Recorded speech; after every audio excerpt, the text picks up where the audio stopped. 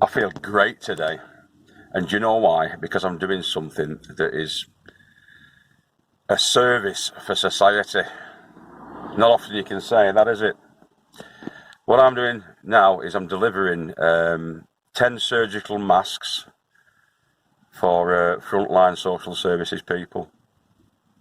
Managed to source them in a cleanly manner. They're brand new. In fact, I'll show you. There they are, all 10 of them. Untouched by human hands. And I'm just going delivering them now. So keep up that Dunkirk spirit. Now that's a lace wing. A deadly predator, that.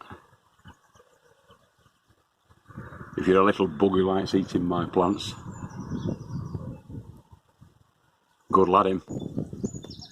So yeah, just nip down, filling up the drums there. In goes the water.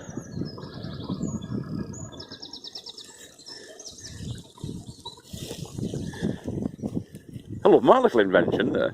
That snout on the hose pipe fits perfectly into the water pipe, the plastic PVC water pipe. And in it goes. You don't have to stand there like a mag for 10 minutes while you fill your barrows up. You can just leave it like that, keep an eye on it, and then when it's full, transfer then the hose or the pipe into the next one. It's good when you've got these holes already in there, left in there. So if I do get hold of any more of the water butts, these tanks, I'll be doing that. I'll be leaving that in like I have there every time. Makes it easier. You can still get your watering can in there to get a fill up. But we've had no rain now for over a fortnight, so we're having to do this. We do have stored water in there, but I'm keeping it like that. I am just topping up these 3 when I come down. So I'm using the watering can to take the water from these butts, and I'm getting through about 12 to 15 cans full a night. So that works out at about 100 litres a night. So I'm taking them from these 3 and then just topping them up. So that's what we're doing. No rivers and streams to go to, unfortunately, to get the water from. So we do try and store as much as we possibly can of the rainwater. But I mean, if you've got it, use it. You know, we do pay for the water. We pay our water rates and everything. Everybody chucks in a certain amount to cover that cost. And yeah, because usually what happens is in midsummer when you need it the most, they put a hose pipe ban on, and so we always abide by the rules, and so we turn the water off, and you've got to then fend for yourself with what you've got left. And so yeah, I mean, I've got about 10, I think, of those butts. In fact, I'll count them up. So there's 4 there. 5, 6, 7, 8, 9, and 10. Yeah, so that's 10. But that's between me and the lady farmer. She's 4 on her side and I've got 6 on my side. I'm going to rejig them. I think I'll empty the ones that are at the back. It'll be a pain. But they need to be shifted, those, from behind where the compost corral is, because they're too difficult to get to. So I'll have to spend my time actually going down there and emptying them. And then once they are empty or nearly empty, dragging them out from behind that and repositioning them. So we'll get on with that. When the rain does rain, it goes onto the roof, obviously, of the 4mm twin wall clear polycarbonate greenhouse that I made, and into the gutters. I blocked off the one end there so it doesn't go back that way, and it's on a bit of an angle. As you can see, it's a lower point at this end, so it sends all the water then down towards the butt, collects in the butt, and happy days, you know, you're saving the rainwater that way. And it's the same on both sides.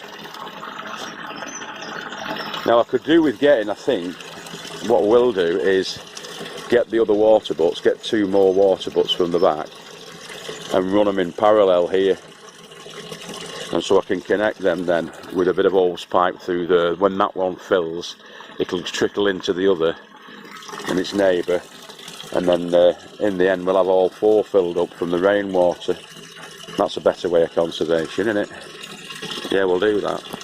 Like we've got there, as you can see there, those are ones that I bought from Lidl, I think, a couple of years ago. I can't quite remember. And they come with their own stands, so you can lift them off the floor and get your watering can under there like that and fill your can from the taps. Now, I didn't want to get 6, but at the time I think they were 17 quid or something like that they were, but I can't remember whether I just had like 50 quid on me or something like that, and I couldn't quite afford to get any more. But I ideally want about 6 going down that side, because there's enough room there for getting another 3 in down the side of that. And each one of those I think is about 125 litres. So with that, you'd have your 750 litres, I'm guessing, there, wouldn't you? Yeah, is that right? I've got my maths right there. So two of them would be 250. Yeah, it would be 750 litres of stored water there. Now each one of those big blue or green water tubs you can see there are 350 litres. So as you can imagine, there's quite a lot of litrage. You've got 3,500 litres there just in those ones. So it's 3,500 litres plus 750 litres. That's 4,250 litres per potential stored water, which is great. It's what you want in case there's a drought. So yeah, as I say, that little extension water pipe there, it weights itself down into there, and you can just leave it. You can walk off it, you can do other things. I mean, I've just left it there running into the gutter to fill that. I'll transfer it across to that side in a minute and do the same, and that gives you time, frees up your precious time for doing stuff like that, finishing off your benches. So that's the whole side of it there. So it's 2 foot by probably 15 foot ish. The tunnel itself in its entirety is 16 feet, but you've got about 6 inches or so either side knocked off for all the framing and stuff like that. It's probably just over 15 feet. But I'm quite chuffed with that. That's a 3/4 inch ply bit of wood that Mick's give us. He had that knocking about at the back of his shed. So we've had that, straightened it up a little bit. I'm just about to screw it all down now. It's not even screwed yet, that. I've pre-countersunk the screw holes to make it easier when I do my screwing with these. Although I may go for a longer one. I will go for a longer one. And so that's the next job. We'll crack on with that.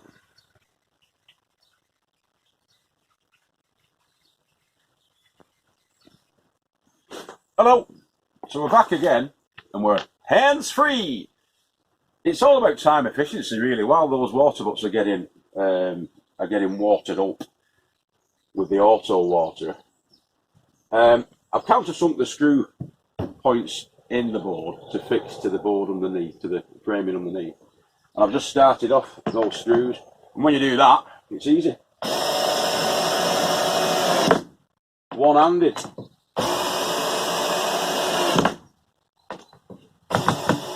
Even look at you. Do that all the way across. Bob's your uncle. By the time that takes me to top up those water butts, I've got a new table. I've got an 8 foot by 2 foot table. Check it out.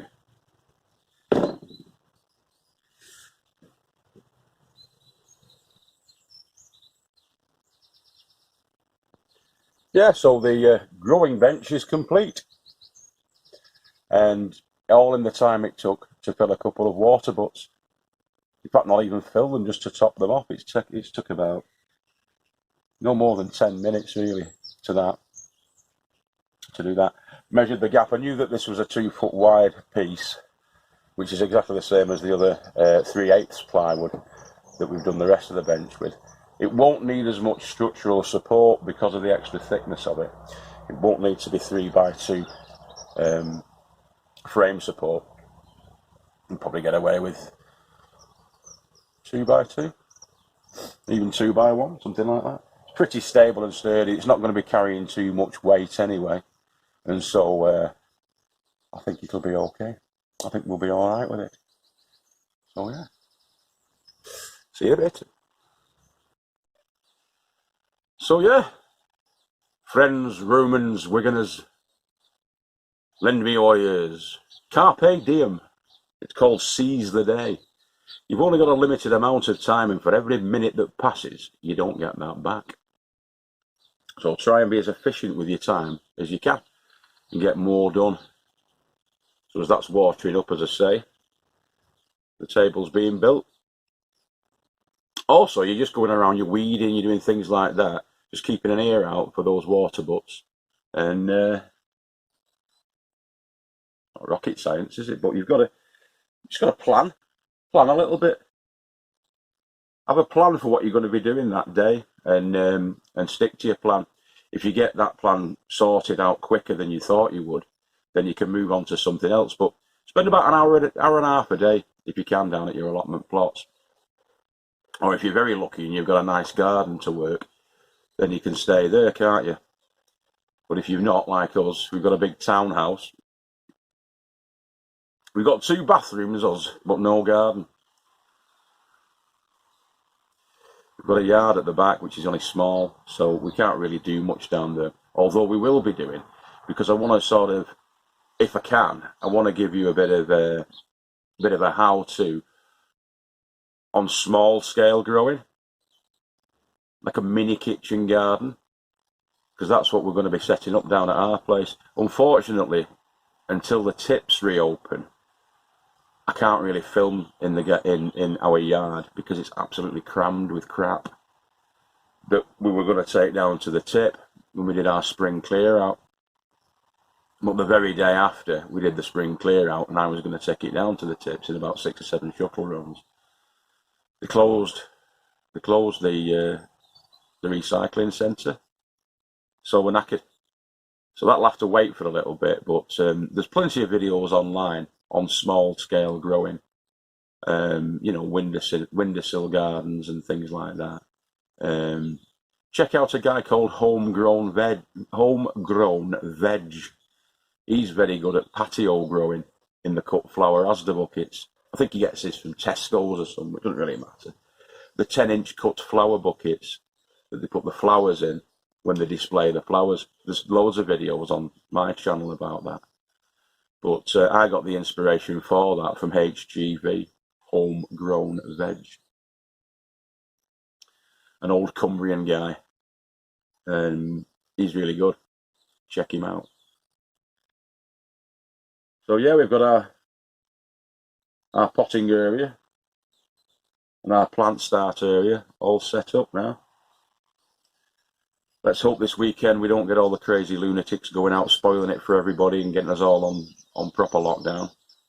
If you saw the video last night, it's a concern. It's a concern for anybody that we're going to actually be compelled to stay in our houses and fined when we're not following those rules.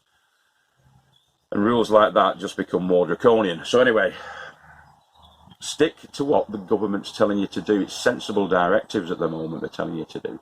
Your social distancing, you're washing your hands, no real unnecessary trips out. Don't be trying to travel up to the coastline and over to North Wales or something. Stick within your locale. Do what you need to do. I need to do this because we're feeding our family and we're getting exercise down here.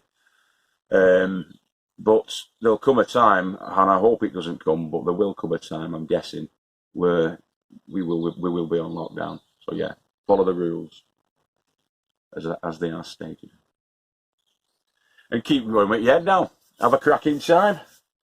I'm wasting time here, blabbering on, aren't I? I've just been telling you about using your time effectively, but I'm hoping I'm using my time effectively just to talk to you and give you some good advice. And yeah, so if you do like it, please comment, like and subscribe, and hit the bell notification icon down below for more of the same, or perhaps a lot more of the more productive stuff as we're going forward. All right, boys and girls, see you all later. Take care of yourselves and each other. Bye now. So yeah, all about efficiency. The water butts are being automatically topped up there with the hose, and so while we're waiting for the kettle, I've just put the kettle on. There's only about half a litre of water in that kettle, because that's all I need. So I don't need to waste energy, and I don't need to waste time while that's boiling, because what I am going to be doing is, I've got my little water on the boil there, and there's my cleaning station. So there's the disinfectant, the super antiviral disinfectant stuff. I'm going to wash my hands as normal, spray them with that, wash them off and rinse them, and any bugs or pathogens that are knocking around, I'll have dealt with them.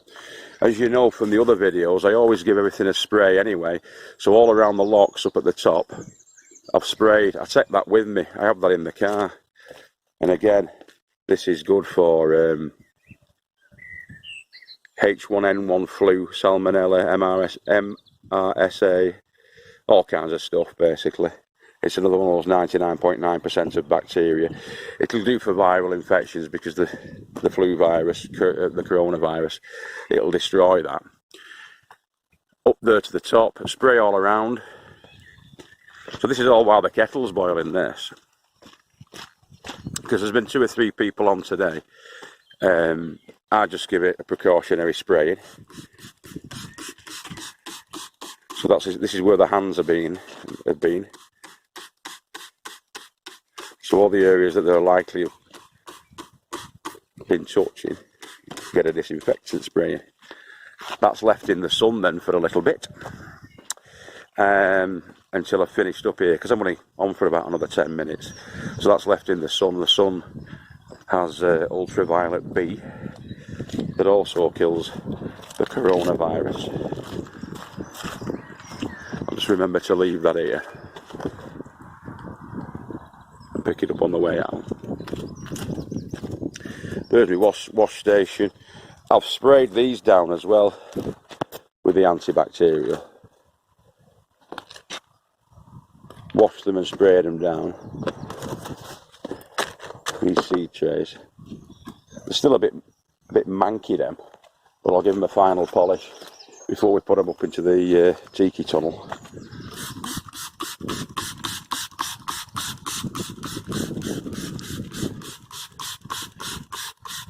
And that's to keep the young plants healthy. You just leave those again in the sun.